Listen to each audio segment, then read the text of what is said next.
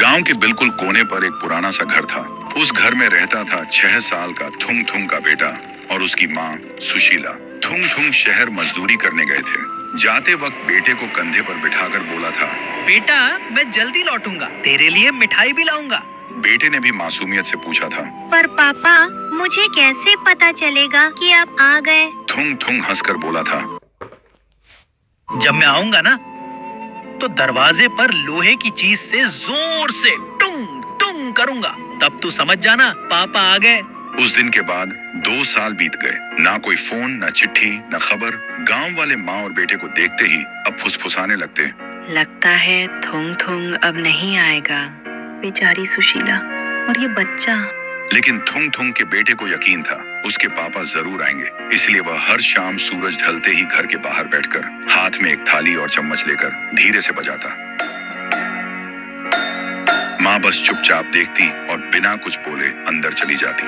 उनकी आंखों में आंसू होते, पर वह थुंग थुंग के सामने कभी नहीं रोती, क्योंकि एक सच जो बेटा नहीं जानता था।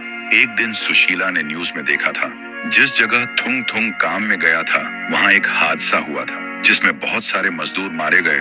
लेकिन फिर भी बेटे के सामने अपने आंसू छुपाकर खड़ी रही ताकि बेटे का भरोसा अपने बाप से न टूटे। लेकिन एक रात हवा तेज चल रही थी, बादल गरज रहे थे। उस रात भी थुंग थुंग का बेटा थाली लेकर बैठकर बजा रहा था। देखते ही माँ ने कहा, बेटा आज मत बैठ, बारिश आने वाली है।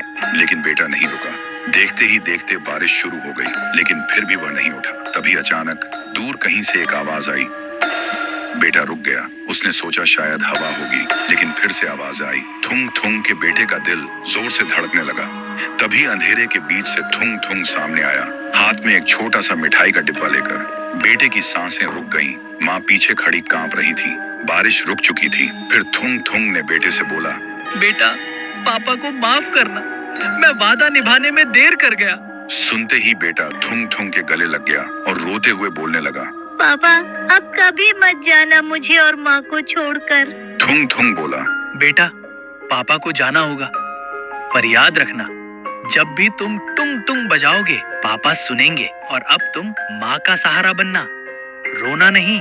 फिर उसने बेटे को प्यार से सुलाया और जाते वक्त बीवी के साथ बैठकर काफी देर तक दोनों रोते रहे। फिर बोला, तुमने मेरा वादा जिंदा रखा, शुक्रिया। इसका भरोसा कभी टूटने मत देना। और थुंग थुंग एक रोशनी के साथ चला गया। फिर सुबह बेटा जागा तो सब शांत था। उसे लगा शायद सब सपना था, लेकिन जब वह दरवाजे के पास गया तो उसे वहां एक छोटा सा मिठाई का डिब्बा मिला। तो दोस्तों, उम्मीद अगर सच्ची हो